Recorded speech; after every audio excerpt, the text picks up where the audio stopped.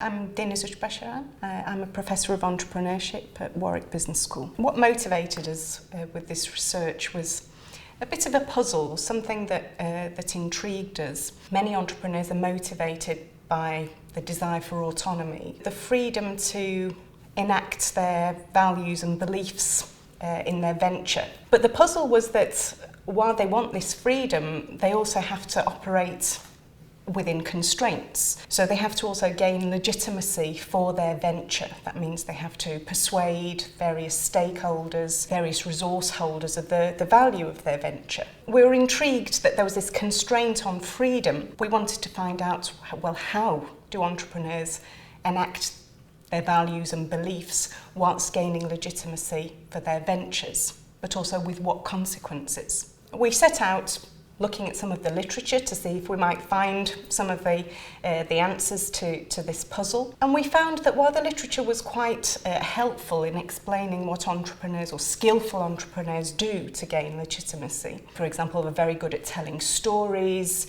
they can use visual symbols or take symbolic actions to gain legitimacy. It didn't really tell us how a novice entrepreneur, new entrepreneur, actually figured out or got to that point of skillfully gaining legitimacy. The other thing was that also we didn't really know what the personal consequences of gaining legitimacy were, what it meant for example, their well-being. To that end, we then decided to go to the field and carried out an inductive study to try and answer some of these questions. An inductive study is when you're starting from the data to a large extent to try and develop some theory or develop an understanding of something where the literature maybe doesn't provide the answers. In our case, it was a back and forth process. So although we went to the field, we were also interacting closely with the literature just so that we knew what we could draw on,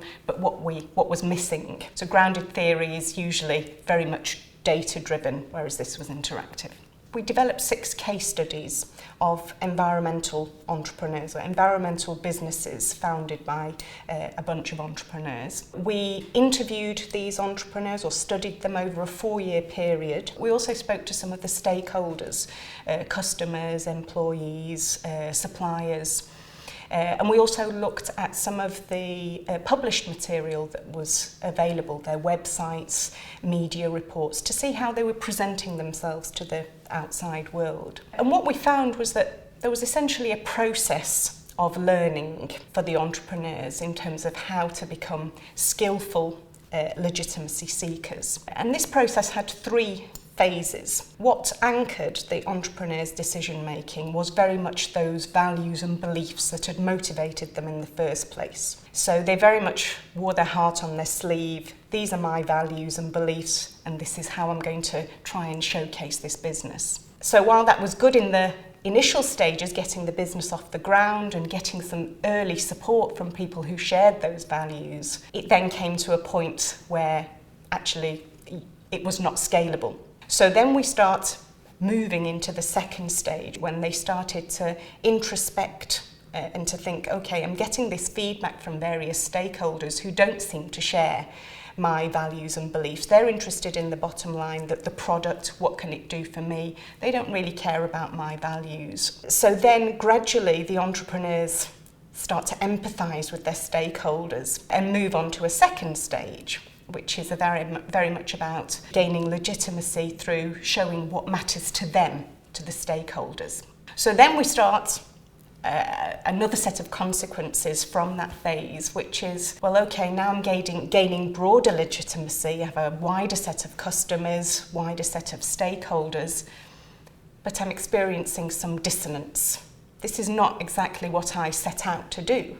I wanted to create this business to share my values and beliefs that there's a better way of doing business that cares about the environment, but I feel as though I'm no longer being authentic. They then have to negotiate that process internally before they finally move on to this final stage, which is about balancing what matters to me and what matters to them, the stakeholders. We kind of explain this process that unfolds, which the previous literature hadn't really addressed.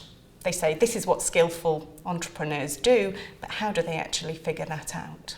I think it's quite important for entrepreneurs to think about their values and beliefs and to try and use that as an anchor for trying to get legitimacy, certainly in the early stages, because I think that's very motivating for them. It's also a way of demonstrating that passion that others buy into. But the challenge is that that also needs to be balanced with a degree of what we call perspective taking, that ability to be aware of the needs and preferences of their various stakeholders and to show some empathy. The implication is that entrepreneurs need to develop this perspective taking as a skill, which they naturally need to do, particularly when they're dealing with customers.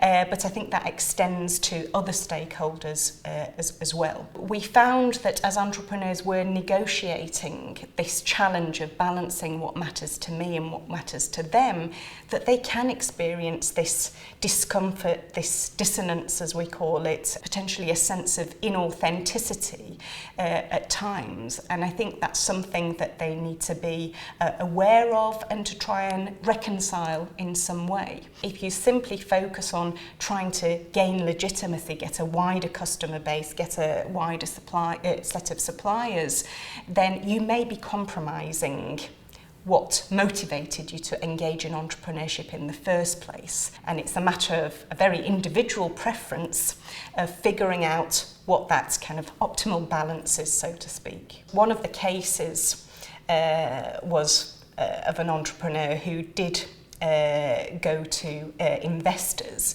and she was again very much kind of pitching in terms of I really care about the environment, this is what's distinctive about the business. And one of the investors was quite crude and said, well, I don't really care about that, I want to know if you're going to be able to sell this product. The entrepreneur did take the money, but I think it comes at a cost, a personal cost. And I think then there are two options. Either they accept and somehow think, well, actually, I may later on down the line when this business becomes successful start to embed my values in the business in a different way, or they're really going to struggle from their own kind of personal well-being. And I think it's not necessarily a sustainable relationship with the investor. I think it can go pear-shaped, as we say, if you don't find that right balance.